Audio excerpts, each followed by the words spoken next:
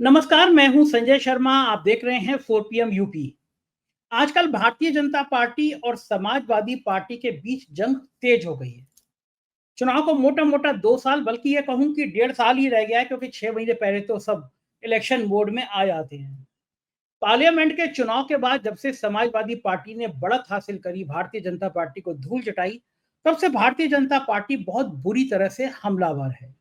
चाहती है कि जितना नुकसान पहुंच जाए, योगी सरकार चाहती है कि अखिलेश यादव की पार्टी को जितना नुकसान पहुंचाया जाए, पहुंचा सकते हैं वो तक पहुंचाया जाए। इसी क्रम में ये हुआ कि कुछ बंगले खाली कराए जाएं। जनेश्वर मिश्रा ट्रस्ट, ये वो ट्रस्ट है जब समाजवादी पार्टी के अंदर लड़ाई हो गई थी, अखिलेश यादव को पार्टी से निष्कासित भी कर दिया गया था, तब उन्होंने मुख्यमंत्री रहते हुए इस ट्रस्ट का आवंटन किया 10 साल के लिए, और ये जनेश्वर मिश्रा ट्रस्ट बना। आज भी समाजवादी पार्टी की सोशल मीडिया की और बाकी एक्टिविटी इस ट्रस्ट से ही संचालित होती है।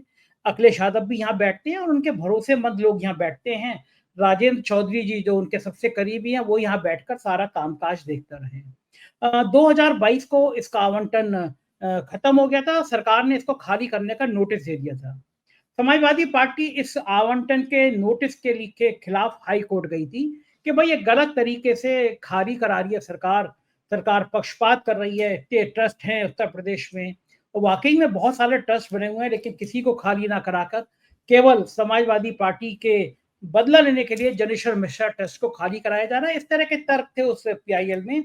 बड़ी खबर यह है कि हाई कोर्ट ने उस पर स्टे दे दिया है। हाईकोर्ट ने स्टे दे दिया है। मैं पूरी खबर को संक्षिप्त में आपको बता देता हूं। आज जनेश्वर मिश्रा ट्रस्ट खाली कराने के आदेश पर रोक लगा दी है। न्यायमूर्ति राजन राय और न्यायमूर्ति मनीष कुमार की खंडपीठ ने यह आदेश दिया है, और ट्रस्ट को बंगला नंबर 7, ये जनेश्वर मिश्रा ट्रस्ट का बंगला नंबर है, इसको 30 जनवरी 2017 को 72,000 रुपए मासिक किराए पर आवंटित किया गया था।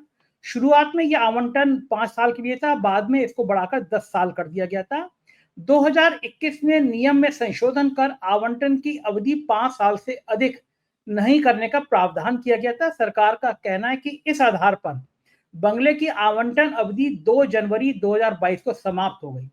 लेकिन ट्रस्ट का तर्क है कि इस संशोधन को पूर्व में प्रभावी नहीं माना जा सकता, और कोर्ट ने सरकार से पूछा है कि यदि ये आवंटन जनवरी 2022 में समाप्त हो गया, उसके बाद में भी बंगले का किराया क्यों लिया जाता रहा। 3 हफ्ते का टाइम दिया सरकार को कि भाई अपना जवाब दाखिल करिए। अब ये बड़ी बात यह है कि सरकार ये क्या चाहती है कि कहीं पे भी इस तरह का ट्रस्ट चलाया ना जाए, या फिर सारी सारी लड़ाई समाजवादी पार्टी की है। आपको याद होगा पिछले दिनों एक फोटो वायरल हुआ था जिसमें एक मस्जिद में डिंपल यादव, धर्मेंद्र यादव और अखिलेश यादव बैठे हुए थे। उसको लेके सुबह से गोदी मीडिया के चैनल तरह तरह की खबरें चला रहे हैं। आज तक जैसा चैनल, मतलब जिसको मैं मानता था कि सबसे बड़ा चैनल है, उसने निर्लजता की हद पार कर दी। पहले सुधीर चौधरी उस चैनल पे बखान करते थे, अब वो दूरदर्शन में चले गए। लेकिन ये चैनल अभी भी किसी भी तरह से देश में एक माहौल क्रिएट करने में, और ऐसा माहौल जो धर्म के आधारित तो कोई कसर नहीं छोड़ रहा।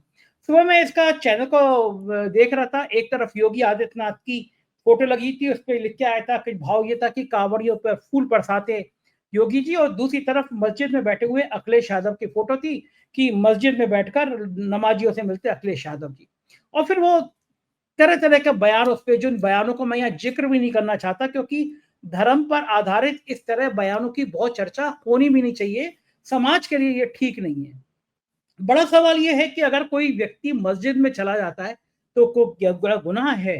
मस्जिद कोई ऐसी जगह है जहाँ पे जा नहीं सकते, या फिर ये संकीर्ण, इतनी मानसिकता संकीर्ण हो गई है कि आप किसी भी धार्मिक स्थल पर जाएंगे, कोई भी जना जाएगा तो आप कटाक्ष करेंगे। कोई चर्च जाता है तो आप कटाक्ष करते हैं। गुरुद्वारे को कम से कम छोड़ रखा है आपने, क्योंकि आपको पता है कि सिख कौम बड़ी बहादुर है, और आप लोग सिखों को भी कभी कभी टारगेट करते हैं, लेकिन सबसे ज्यादा टारगेट मस्जिद को करते हैं, क्योंकि आपके वोट बैंक उससे बढ़ता है। तो मुझे पिछले दिनों याद है, मैं अबू धाबी की मस्जिद देखने गया। जो लोग भी गए होंगे अबू धाबी, वो उस मस्जिद को देखने जरूर जाते हैं। दुनिया की सर्वश्रेष्ठ मस्जिदों में से एक है, और वास्तव में इतनी सुंदर मस्जिद है कि आप देखेंगे तो देखते रह जाएंगे। वहां पे मंदिर भी बहुत अच्छा बना है, मैंने वो मंदिर भी घूमा, और मैं मस्जिद में गया। मैं मस्जिद में जब घुस रहा था तो वहां पे बड़ा सा एक स्क्रीन लगी हुई थी, उसमें फोटो वीडियो आ रहे थे कि दुनिया के कौन कौन से नेता जो हैं वो उस मस्जिद को देखने आए हैं। उसमें नरेंद्र मोदी जी भी उस मस्जिद को ढूंढते हुए नजर आ रहे थे कि आराम से घूम रहे हैं और वहां के शेख उनके साथ घूम रहे हैं। तो मुझे हंसी आई कि यहाँ पे आके मोदी जी उसकी तारीफ भी कर रहे हैं मस्जिद की। मुझे हंसी आई कि अपने प्रधानमंत्री जी जब बाहर जाएंगे तो बाहर की मस्जिदों की तारीफ करेंगे, और यहाँ पे जब आएंगे तो मस्जिदों के नीचे मंदिर है, शिवलिंग है, क्या क्या है, उसको ढूंढने के लिए, उस पर विवाद पैदा करने के लिए पूरी जान लगा देंगे। बड़ा सवाल ये है कि क्या अखिलेश यादव को जिस तरह चैनल, बाकी गोदी मीडिया चैनल भी ये परिलक्षित कर रहे हैं कि साहब देखो ये सिर्फ मस्जिद में जाते हैं, सिर्फ ये मुसलमानों की बात करते हैं। कुछ दिन पहले ये चैनल किसी और चीज को लेकर टारगेट कर रहे थे। दरअसल अखिलेश यादव ने बहुत बड़ा मंदिर बनवाया है, केदारनाथ की ट्रस्ट पे एक मंदिर बनवाया है। अखिलेश यादव और उनका पूरा परिवार स्वयं कृष्ण जी के बड़े भक्त हैं, पूजा करते हैं। मैंने व्यक्तिगत तौर से देखा भी है, जब वो मुख्यमंत्री थे तो उनके 5 KD पे एक प्रेस कॉन्फ्रेंस हुई थी, इसमें 100 से ज्यादा संत महात्मा लोग आए थे। लेकिन टीवी चैनल ये पक्ष दिखाते नहीं है। तो कुछ दिन पहले जब उन्होंने मंदिर के निर्माण की बात करी तो एक बड़ा विवाद खड़ा किया गया। कुछ लोगों ने, धर्माचार्यों ने कहा कि नहीं साहब, ये मंदिर जो है ये केदारनाथ जैसा दूसरा मंदिर नहीं बन सकता, हम इसका विरोध करेंगे। लोगों ने कहा कि ये विरोध अखिलेश यादव बनवा रहे हैं। शायद ये विरोध इसलिए है क्योंकि कुछ ऊंची जातियों को ये बर्दाश्त नहीं हो रहा कि पिछड़ी जाति का कोई नेता मंदिर कैसे बनवा सकता है। और ये मुद्दा भी बड़ा अहम है उत्तर प्रदेश में, क्योंकि जब अखिलेश यादव ने ये बंगला खाली किया था, 5 KD जिसको कहते हैं, 5 कालिदास मार्ग, जो मुख्यमंत्री का अपना बंगला है, वो खाली किया था, तो उन्होंने आरोप लगाया था कि उनके खाली करने के बाद पूरे बंगले को गंगा जल से धोया गया। देश के एक बड़े धर्माचार्य हैं, व्यापार में भी हैं, उन्होंने मुझसे खुद कहा था कि कितनी खराब बात है कि अखिलेश यादव के बंगला खाली कराने के बाद उस बंगले को गंगा जल से धोया गया। वो धर्माचार्य आजकल बीजेपी के गुणगान गाने में लगे हुए, लेकिन उनकी भी पीड़ा ये थी क्योंकि वो भी यादव जाति से आते हैं। उनका कहना था कि इस बंगले को खाली कराने के बाद गंगा जल से इसलिए धोया गया क्योंकि एक पिछड़ी जाति का नेता यहाँ रहता था। तो जब अखिलेश यादव ने मंदिर बनवाने की घोषणा करी तब भी ये विवाद सामने आया कि अखिलेश यादव का विरोध, अखिलेश यादव के संग विवाद इसलिए है क्योंकि वो पिछड़ी जाति से आते हैं और एक वो मंदिर का निर्माण कर रहे हैं। अब मस्जिद चले गए तो मस्जिद को लेकर दिन भर गोदी मीडिया चैनल ये बयान देते रहते हैं। अखिलेश यादव ने इस मुद्दे पर क्या कहा है जरा सुनिए, फिर मैं आपके पास लौटता हूँ। छोड़ देंगे। बीजेपी कहेगी नमकीन खाइए तो नमकीन खाएंगे क्या? तो बीजेपी क्या कर रही है, बीजेपी को आप भी जानते हो, बीजेपी को आप सब जानते हो। बीजेपी का हथियार ही धर्म है। आप लोग भी बीजेपी के चक्कर में फंस गए। मैं आपसे, क्योंकि ये धार्मिक लोग हैं जो मेरे बगल में खड़े हैं, मुझे नहीं पता था कि आप लोग मिल लेंगे, मुझे मुलाकात हो जाएगी आपसे और एक ऐसा सवाल आएगा। मैं केवल इतना जानता हूं कि आस्था जोड़ती है। किसी भी धर्म या कोई आस्था है, वो आस्था जोड़ती है, और जो आस्था जोड़ने का काम करती है हम उसके साथ हैं। बीजेपी को यही तकलीफ है कि कोई जुड़े नहीं, दूरियां बनी रहें। तो आस्था जोड़ने का काम करती है और इसलिए हम लोग हर आस्था पर आस्था रखते हैं। तो ना अपने अखिलेश यादव क्या कह रहे हैं? वो कह रहे हैं कि विवाद पैदा करना ही करना है। भारतीय जनता पार्टी कल को कहेगी चीनी खाना छोड़ दो तो क्या वो चीनी खाना छोड़ दूंगा। उनका कहना यह है वो लोगों के बीच में दूरी बढ़ाने का काम करते हैं।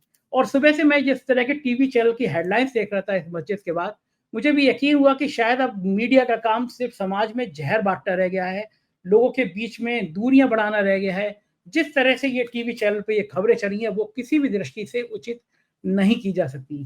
तो फिलहाल मैं आपको उस मेरे मुख्य खबर की ओर लेके चलता हूं कि जिस तरह आज हाईकोर्ट ने रोक लगाई है जनेश्वर मिश्रा ट्रस्ट को खाली करने पर, समाजवादी पार्टी के लिए राहत की बात है। 3 हफ्ते बाद इस मामले में फिर सुनवाई होती है। देखते हैं सरकार क्या पक्ष देगी, क्या लॉजिक देगी कि जब 2022 में ये अवधि खत्म हो गई थी तो 2022 से लेकर अब इतने साल तक वो किराया इसका लेते क्यों रहे। जो भी फैसला होगा वो हम आपको बताते रहेंगे। आप बने रहिए 4 PM यूपी के संग। उत्तर प्रदेश की ताजा तरीन खबरों देखने के लिए इस चैनल को सब्सक्राइब करिए, ज्वाइन करिए। शुक्रिया, थैंक यू।